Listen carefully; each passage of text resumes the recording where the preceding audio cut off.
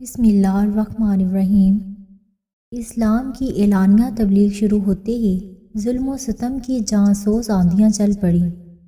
کفار مکہ بنو ہاشم کے انتقام اور جنگ کے خطرے کی وجہ سے اللہ کے آخری نبی حضرت محمد صلی اللہ علیہ وآلہ وسلم کو شہید تو نہ کر سکے، لیکن جتنا ہو سکا انہوں نے ظلم و ستم کے پہاڑ توڑے۔ آپ کو کاہن، جادوگر، پاگل، دیوانہ کہتے اور آپ کی شان عظمت نشان میں گستاخانہ جملے بکتے۔ کبھی کوڑا کرکٹ اچھالتے تو کبھی دروازہ رحمت پر جانوروں کا خون ڈالتے، کبھی راستوں میں کانٹے بچھاتے تو کبھی بدن انور کو نشانہ بناتے۔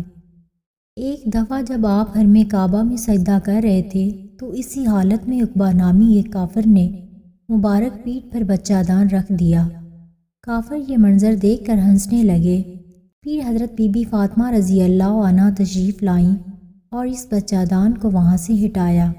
ایک بار رسول صلی اللہ علیہ وآلہ وسلم حرم کعبہ میں نماز پڑھ رہے تھے کہ عقبہ نامی ایک کافر نے آپ کے گلے میں چادر کا پھندا ڈال کر اس زور سے کھینچا کہ آپ کا دم گھٹنے لگا۔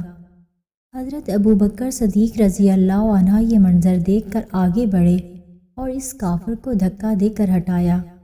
بعد میں کافروں نے حضرت ابوبکر صدیق رضی اللہ عنہ پر بھی تشدد کیا۔ اللہ کے آخری نبی حضرت محمد صلی اللہ علیہ وآلہ وسلم کے ساتھ ساتھ کافروں نے صحابہ کرام پر بھی ظلم و ستم کے پہاڑ توڑے۔ ایک دفعہ حضرت ابوبکر صدیق رضی اللہ عنہ نے حرم کعبہ میں خطبہ دینا شروع کیا۔ یہ دیکھ کر مشرکین و کفار مسلمانوں پر ٹوٹ پڑے۔ حضرت صدیق اکبر کو اتنا مارا کہ ان کا چہرہ خون سے بھر گیا، ناک کان سب لہو لہان ہو گئے اور ان کا چہرہ پہچان میں نہ آتا تھا۔ حضرت ابوبکر صدیق بے ہوش ہو گئے اور دیر تک بے ہوش رہے۔ حضرت خباب رضی اللہ عنہ اس زمانے میں اسلام لائے جب صرف چند آدمی مسلمان ہوئے تھے۔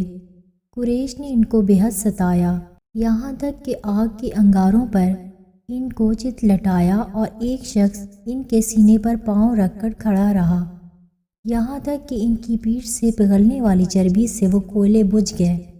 زندگی بھر ان کی پیٹھ پر ان کوئلوں کے داغ رہے۔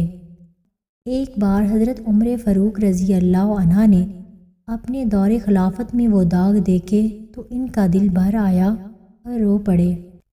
حضرت بلال رضی اللہ عنہ کے گلے میں رسی باندھ کر بازاروں میں گھسیٹا جاتا، ان کی پیٹھ پر لاٹھیوں کی بارش کی جاتی۔ دوپہر کے وقت تیز دھوپ میں گرم گرم ریت پر ان کو لٹا کر اتنا بھاری پتھر ان کی چھاتی پر رکھ دیا جاتا تھا کہ ان کی زبان باہر نکل آتی تھی۔ ایسا نہیں تھا کہ صرف مردوں کو ہی ظلم و ستم کا نشانہ بنایا جاتا، بلکہ وہ خواتین جو اسلام قبول کرتیں انہیں بھی تکلیف کا سامنا کرنا پڑتا۔ حضرت عمار بن یاسر کی والدہ حضرت سمیہ رضی اللہ عنہ وہ خوش بخت خاتون ہیں جنہوں نے سب سے پہلے اپنے خون کا نذرانہ پیش کیا۔ یہ بوڑھی تھیں، ابو جہل نے انہیں نیزہ مار کر شہید کر دیا تھا۔ اسلام کی پہلی شہیدہ ہونے کا اعزاز انہیں حاصل ہے۔ جب کفار مسلمانوں کو تکلیف دینے سے باز نہ آئے بلکہ ان کے مظالم میں اضافہ ہونے لگا تو اللہ کے آخری نبی حضرت محمد صلی اللہ علیہ وآلہ وسلم نے اپنے جان نثار صحابہ کو اجازت دی کہ وہ ہجرت کر کے حبشہ چلے جائیں۔ حبشہ کا بادشاہ نجاشی عیسائی دین پر عمل کرتا تھا اور انصاف پسند اور نرم دل تھا۔ چنانچہ اعلان نبوت کے 5ویں سال 11 مرد اور 4 عورتوں کے ایک قافلے نے اپنے پیارے وطن کو چھوڑ کر حبشہ کی طرف ہجرت کی۔ اسے ہجرت اولیٰ کہتے ہیں۔ کچھ دنوں کے بعد مزید کئی صحابہ و صحابیات نے حبشہ کی طرف ہجرت کی، یہاں تک کہ حبشہ ہجرت کرنے والوں کی تعداد 82 افراد تک پہنچ گئی۔ یہ دیکھ کر قریش نے حبشہ کے بادشاہ کی طرف ایک وفد بھیجا جس نے بادشاہ سے اصرار کیا کہ وہ ان مسلمانوں کو قریش کے حوالے کر دے، مگر کفار کی یہ کوششیں ناکام ہوئیں۔ کفار مکہ کو یہ خوش فہمی تھی کہ وہ اپنی وحشیانہ ظلم و ستم سے اسلام کی تحریک کو یا تو ختم کر دیں گے یا کمزور کر دیں گے، لیکن ان کی تمام تر کوششوں کے باوجود مسلمانوں کی تعداد بڑھتی جا رہی تھی۔ اس صورتحال سے وہ آپے سے باہر ہونے لگے۔ تمام قریش اور مکہ کے دوسرے کفار نے یہ اسکیم بنائی کہ اللہ کے آخری نبی حضرت محمد صلی اللہ علیہ وآلہ وسلم اور آپ کے خاندان کا مکمل بائیکاٹ کر دیا جائے۔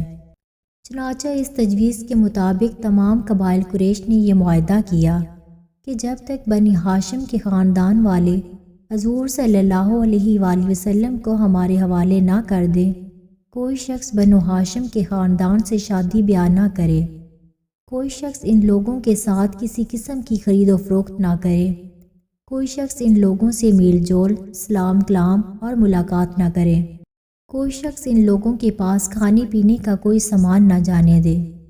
منصور بن اکرمہ نے اس معاہدے کو لکھا اور تمام قریش نے اس پر دستخط کر کے اس دستاویز کو کعبہ کے اندر لٹکا دیا۔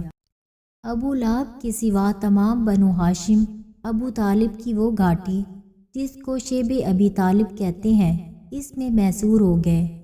ان میں غیر مسلم بھی شامل تھے جو صرف اپنے خاندانی تعلق کی وجہ سے آپ کے ساتھ شریک ہوئے۔ 3 سال تک تمام بنو ہاشم اس گھاٹی میں رہے۔ یہ 3 سال کا زمانہ اس قدر سخت تھا کہ بنو ہاشم درختوں کے پتے اور سوکھے چمڑے پکا پکا کر کھاتے تھے۔ بھوک سے بلکتے ہوئے ننھے بچے اس قدر زور زور سے روتے کہ ان کی آوازیں دور دور تک سنائی دیتی، مگر ان سخت دل کافروں نے ہر طرف سے گھاٹی پر پہرا بٹھایا ہوا تھا کہ کھانے پینے کی کوئی شے اندر نہ پہنچے۔ 3 سال اسی حالت میں گزر گئے تو اللہ کریم نے اپنے حبیب علیہ السلام کو خبر دی کہ اس معاہدے کو دیمک اس طرح چاٹ گئی ہے کہ خدا کے نام کے سوا اس میں کچھ باقی نہیں رہا۔ آپ نے یہ خبر ابو طالب کو دی۔ اس نے کفار قریش کو جا کر کہا کہ اے گروہ قریش، میرے بھتیجے نے مجھ کو اس طرح کی خبر دی ہے، تم اپنا معاہدہ لاؤ۔ اگر یہ خبر صحیح نکلی تو تم اس ظلم و سختی سے باز آؤ، اور اگر غلط نکلی تو میں اپنے بھتیجے کو تمہارے حوالے کر دوں گا۔ وہ اس پر راضی ہو گئے، اور جب جا کر دیکھا تو ان کے ہوش اڑ گئے۔ جیسا آپ نے ارشاد فرمایا اسی طرح معاملہ تھا۔ اعلان نبوت کے 10ویں سال جبکہ شیب ابی طالب کے معاصری کو ختم ہوئے ابھی تھوڑا ہی وقت گزرا تھا کہ اللہ کے آخری نبی حضرت محمد صلی اللہ علیہ وآلہ وسلم کے چچا ابو طالب کا انتقال ہو گیا۔ ابو طالب کی وفات سے آپ کو بہت صدمہ ہوا۔ ابو طالب کی وفات کو 1 ہفتہ بھی نہ گزرا تھا کہ آپ کی زوجہ حضرت خدیجہ رضی اللہ عنہا بھی دنیا سے پردہ فرما گئیں۔ مکہ میں یہ 2 ہستیاں ایسی تھیں جو آپ صلی اللہ علیہ وآلہ وسلم کے بہت قریب تھیں۔ قدم قدم پر انہوں نے آپ کی حمایت و مدد کی۔ جب آپ نے کفر و شرک کے تاریک اندھیروں میں توحید کی شمع روشن کی تو کفار نے جو طوفانی بدتمیزی برپا کیا، یہ دونوں ہستیاں ہی اس مشکل وقت میں آپ کا سہارا بنی۔ ان کی وفات کے حادثے ایک ہی سال میں بڑی قلیل مدت میں واقع ہوئے اور آپ کو اس سے بہت رنج و غم ہوا۔ اس لیے آپ نے اس سال کو غم کا سال یعنی عام الحزن قرار دیا۔